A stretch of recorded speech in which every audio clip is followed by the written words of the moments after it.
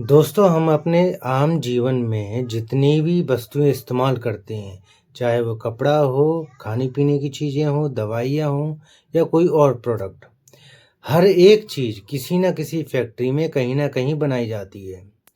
और केवल मशीनें ही नहीं, इन सभी चीज़ों को बनाने में उतना ही योगदान इंसान की मेहनत का भी होता है।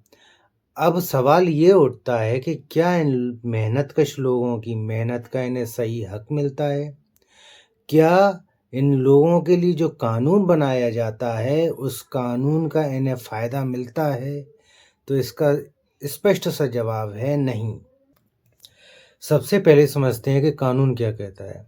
कानून कहता है कि किसी भी व्यक्ति से 8 घंटे से ज़्यादा काम नहीं करवाया जा सकता है। यानी कि हफ्ते में 48 घंटे आप काम करवा सकते हैं। क्यों? क्योंकि वो व्यक्ति अपने परिवार को समय दे सके, अपने स्वास्थ्य का ध्यान रख सके। इसलिए 8 घंटे का वर्किंग आवर्स रखा जाता है। लेकिन असल में होता क्या है?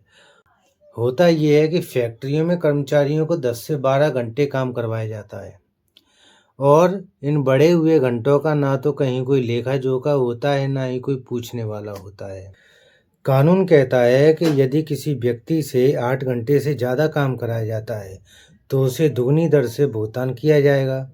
लेकिन असल में होता क्या है कि उन बढ़े हुए घंटों का कहीं कोई लेखा-जोखा नहीं होता। इस वजह से भुगतान का तो सवाल ही पैदा नहीं होता।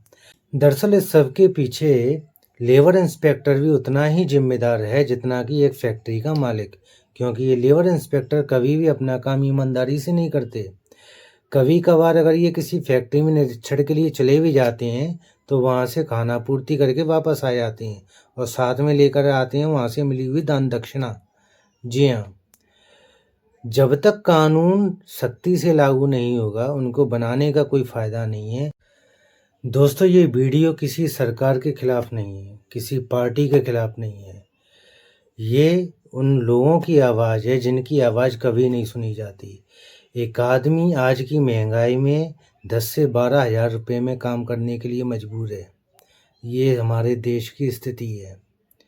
आपसे गुजारिश करूँगा, अगर आपको ये वीडियो पसंद आती है तो कृपया चैनल को सब्सक्राइब कीजिए और इसे ज़्यादा से ज़्यादा शेयर कीजिए।